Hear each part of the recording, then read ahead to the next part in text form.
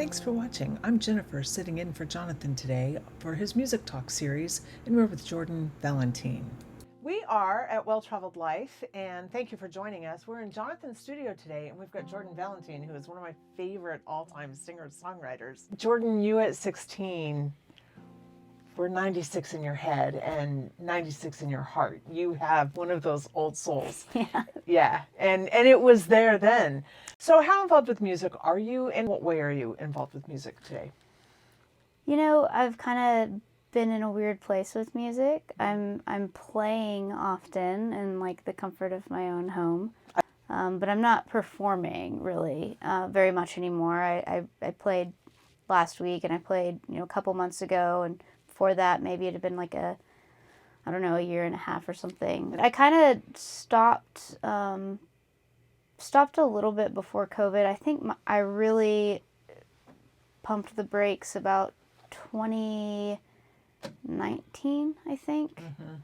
And just wasn't, I don't know, I could use the term I was burnt out. I could say that I just started caring about different things or focusing on different things, more career oriented things. But I kind of pumped the brakes and didn't really look back, and most of the shows I've played since then have just been kind of people twisting my arms and me saying, oh, okay, fine. And that's a little bit hard for me to hear, one, because I love your music, but two, because I feel like your music is such an extension of who you are, and it is such an extension of your spirit and your soul. And so for you to not be involved in music makes me worry about your spirit and your soul. That's real.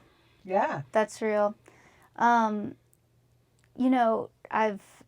recently really been looking into that because I've kind of discovered the duality of my own existence, which is, Jordan, who is a creator and an artist, and then Jordan, who is a marketer and a strategist and someone who loves business. And those are two very different people that I think have a little bit of trouble coexisting with each other.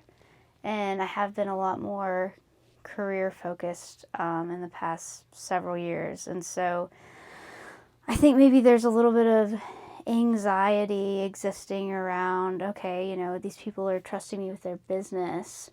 Do I really want them to hear about the saddest things in my life, or the things that really get me down, or just kind of like that dark cloud that follows me around? It can feel a little invasive at times.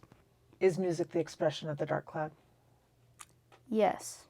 Music and writing, yeah. Yeah. But I know you, and I know you have a good life. I know you have a good home. I know that your life is not about a dark cloud. No, and that's, it's really funny that you say that, because I wrote a song a couple of months ago, and the last verse in the song, the first line is literally, "Who has a life like mine and forgets to smile?" Who has a life like mine and forgets to smile? How can my life feel like a foreign sound? How can joy sound so stupid when it comes out of my mouth? And I acknowledge that. I have, in fact, I would go as far to say that I never thought I would have as happy of a life as I have now. I have an amazing partner who is like my biggest fan and best buddy. My family is incredibly loving and supportive. We have the best friends. We live in a neighborhood that makes me excited to wake up every morning. Our house was made for us.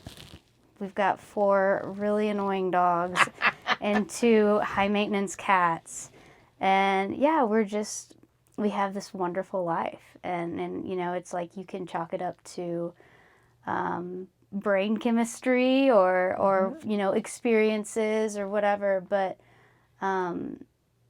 I think if I didn't have such a happy life, me not playing music would be way more catastrophic than it has been. But I think that maybe when I reflect and I acknowledge some of the ebbs and flows in my life, there is something to be said about me not playing music, and I can correlate some things. Give me an example. I mean, I can look back on, just really low points, and some of them are, just nothing has happened. I just don't feel good. Yeah. I'm not feeling well, and I can look at how long those lasted with me not playing music, and how long those lasted when I had music to process, and I was writing songs about it. I was journaling, and I was writing poetry and streams of consciousness, whatever. I can look at that and see I got so much more clarity when I was writing about it. And I felt, so much, just clear-headed, even if I wasn't necessarily writing about it, but I was taking that time to do something that I really love, which is play music, play the guitar, sing. And some would just call that like self-care. To some people, that's going to the gym, right? That's painting. That's, I don't know, going and riding horses, or it's just anything that's therapeutic. But I can definitely look at it and see. Can you give me an example of a song that for you has been therapeutic? I wrote a song the song the song I just mentioned, it's called Hometown. It kind of just talks about me waking up and not knowing why I don't feel good. Yeah. And then also just not knowing how to be me in Temple, Texas.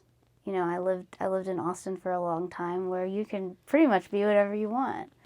And, that's really beautiful and freeing. And, Temple is not always that way. I mean, we can talk about what's happening today in Temple with the DEI argument, and, how council is responding to whether we should have a DEI commission or not, and the voices that are being amplified in this. I mean, I live a really great life. People love me. People love my wife, right? And something we talk about all the time is we are so lucky that we do not have to build community, because we have it already. And there are so many people in our town that do not have community and are actively searching for community, which is why, diversity, equity, and inclusion initiatives within our city are so important. But the song just kind of talks about what it was like to come back and be me in this place that didn't always like parts of me. And the chorus, I mean, it is not a happy pop song. I mean, do you have any of those? No, not at all. But it kind of a soul crushing lyric for me was, it says, why did I move back to my hometown? I couldn't make it as a kid. What made me think that I could now? And writing that and singing that and acknowledging that kind of brought me to this little crossroads with everything that's going on in our town. And, all these conversations I'm having and I'm a part of, and it's like, we are privileged and lucky enough to where if we want to leave, we just would. We could afford it. It would be fine. Do I want to do that, or do I want to stay and try and make this place better and try and have conversations that, I mean, unfortunately, I'm more palatable than some people. Some people are. So that was a therapeutic song for me, because I felt really torn on what to do next, and I felt very, very tired and exhausted and confused at why we were still having this conversation when we know statistically, like, we have numbers that say that this is a good thing. We know that this is the right thing, and yet we're still tiptoeing around people who unfortunately feel better when they're hateful. Why did I move back to my hometown? Why did I move back to my hometown? Couldn't make it as a kid. What made me think that I could now? Why did I move back to my hometown? Why did I move back to my hometown? Couldn't make it as a kid. What made me think that I could now? Why did I move back to my hometown?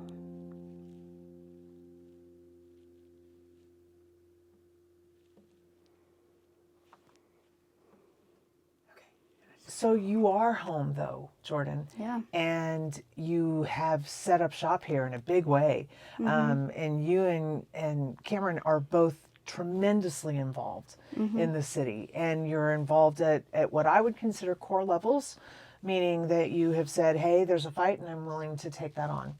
So why'd you come home? To be completely honest, I 7 years ago went through a bad breakup, and she was from South Dakota, and I was like, we were living somewhere, and it was like, this town isn't big enough for the two of us, and it felt unfair to send her back to South Dakota. So I came back to Temple, and to be completely truthful, I was just trying to figure out where I was going next. I knew I didn't want to go back to Austin. I wasn't sure about Dallas. Houston is so humid. I could never have handled it. So I literally was just trying to figure out what was next. And I ended up meeting my now wife. And I wouldn't say that she is the reason that I stayed, because we were looking on, trying to figure out where we wanted to go. We stumbled upon really great friends that made a place feel like home. And we started experiencing that community that I was just talking about. And, she started working for a company that is very involved in the city. People have asked me how I got involved in all this stuff. I have no idea. I can't really trace it back to one thing. Maybe it's just like not being afraid to ask people questions. I've built relationships with the police chief just because when he came here, I was like, hey, there's some stuff you got to know, and so we built relationships that way. Kind of the same thing, with the mayor, and I'm so grateful. We do not always see eye to eye, but I so value being able to call these people and have tough conversations, and that they're willing to have tough conversations with me. So wasn't planning on staying, and it all just kind of happened serendipitously. I felt like you were hiding from your space when you were a teenager. You were afraid to be you in your space as a teenager. As an adult, you have sort of said, well, hey, I kind of get who I am, and I'm okay with that. I need other people to be okay with that too. And I need it to be okay for maybe those teenagers coming up to be who they need to be. And maybe this is your way of... I think that's, if you really look back on where some of the inspiration probably came from, that's very true. Something I was thinking about the other day, just super positive and uplifting, but I was looking back on my my late teens, and really just how I had no idea about what a big part of me was. Mm-hmm. I was not one of those kids that understood or knew my sexuality. I had no idea. And so there's this part of me that mourns that, not knowing myself, or a part of myself younger. There's this part of me that then also mourns the response, not getting to have some of those experiences that, you know, normal young kids in love get to have. Whereas, you know, I was hiding from everyone I knew, and I didn't get to celebrate my relationships the way, or myself, Right. the way that other people did. And I feel sad for little Jordan. I do too. That she didn't get that. But it's even more important to me that all the other little people get that, because it is not a good feeling to not feel celebrated and to not feel comfortable celebrating yourself. Yeah. And everybody does that different ways, right? But I think that's a big driving force for me is the kids in this town are watching everything we do. These high school age kids, especially the ones that are on the fringe, the ones that maybe are a little different in whatever way, maybe they're a member of some kind of marginalized community. Typically those kids are a little bit more politically involved. They're a little bit more aware because maybe their rights are at stake in some way, shape, or form. They're watching. And I think it's really, really important that they know that there are people in their corner.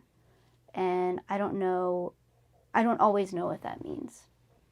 It may one week just be having a phone conversation. It may another week be showing up to city council and speaking, you know, or serving on a board or whatever. Or writing songs. Or writing songs, yeah, or writing songs. And there's a place for all of it. When I look at, it's kind of all spider webs into every aspect of my life. I think small towns allow those spider webs in the sense that your past is close to you. The people that you dealt with then, you still deal with now. Yeah. The laws or the culture that you dealt with then, you still deal with now. Small towns allow overlaps and allow you to find your fingers in the pies that they were in before, but this time they're actually making those pies better. I sure hope so. There's a generation that's willing to pick up the fight where we left off. And yeah, I mean, when I saw you at the rally, your sign, I don't remember what it said exactly, but it was basically like, why am I having to do this again? Yeah. You know? And I know when I retired, I sort of had this feeling of, did it, you know? And then I looked at my world upon retirement, and my world was worse off than when I started. And it felt so dehumanizing. It took all my power away. Everything that I felt like I had worked for my entire life had sort of dissipated in Black Lives Matter. And I couldn't believe that was still our rallying cry. It is hopeful for us to have young people that are saying, worth staying at home, worth staying in a small town, worth fighting a system that doesn't feel fair. Yeah, and so much of that is extreme. I hadn't realized how polarized we had become. Something that has recently just blown my mind is the fact that so much of this stuff should not be political. It should not be polarizing. These should just be like fundamental, like philosophical truths that we live as human beings that want to do well for each other, do good. You said that at your show the other night. You said this isn't a left issue, this isn't a right issue, this is about being kind to your neighbor. Yeah. Regardless of your belief system, the universal truth is we're going to act like we like each other. Well, and you know, I feel so lucky to have been raised by two really empathetic people. My parents I've always been insanely tenderhearted since I was itty bitty, and my parents are too, and they just raised me to be kind to people. And I mean, I could go into specifics, but that's just it. They raised me to be kind to people. They raised me to not treat people differently, to not alienate people, to not let anyone else not stand there while someone else is being alienated. And that's the thing, is this all of this mess with our town that's been going on. It's really scared my parents. I think, and even me, it's for the, and this is such a privileged thing to say. It's the first time in my life I've ever felt unsafe. My parents have worried about my safety, my wife's safety. That's a really weird feeling, especially when it's all over a very simple message that we should just love each other and be kind. We don't have to agree on everything, but we do not need to ostracize people. We do not need to make people feel small. And to lose your sense of safety over that message is very concerning and is very sad. So, I mean, I'm going to bring that back to the music. So it is so clear you have something to say. And it is so clear that you feel deeply about it. For people who know you and who've listened to your music, it is so clear that music is your way of usually expressing that. You aren't using your performance as part of your message delivery system. That's true. I'm not. I really can't give you a great answer on why. I think maybe some of it has to do with those two versions of Jordan. I think when I look at the Jordan who is at city council and talking to people and trying to work on these things within the community, that Jordan very much feels like a Jordan who is a marketer, strategist, business person. Is that a safer space to be? I think so, yeah. Because performer Jordan is putting the inside Jordan out there. And the business Jordan, who can talk a good talk and make a good argument and be an influencer, that Jordan probably is safer. Yeah. That's definitely, I haven't thought about that way. So talk to me about musicians who have made a mark on you. Musicians, it's always a tough question because I have, so really in the last 5 years, and this, anyone who listens to sad girl music is not going to be surprised by these at all, but, Phoebe Bridgers, Lucy Dacus, Julian Baker, those are probably my big three, mainly just because, and this is something that my friend Harper Rainierson and I have talked about, who is also one of my most favorite musicians of the last 5 years. There aren't often places that want to hear the kind of music that we play in the stage that we're at, right? So like if you look at someone like Julian Baker, Phoebe Bridgers, they're big, like they're selling out insane, Phoebe Bridgers is selling out Red Rocks, So people want to hear that, but if I was still playing shows in Austin, not everybody wants to hear really sad, mellow, melodic kind of music all the time. And so you kind of are stuck between like songwriter stuff, acoustic stuff, songwriter circles. And then every once in a while you jump on a bill with someone who's maybe a little more established or whatever. So, I mean, I think those three are really special to me because, one, their music's just good, but I feel like we write very similarly. We write about a lot of the, like, kind of sad nuances in life, but also just, like, it's very deeply personal writing.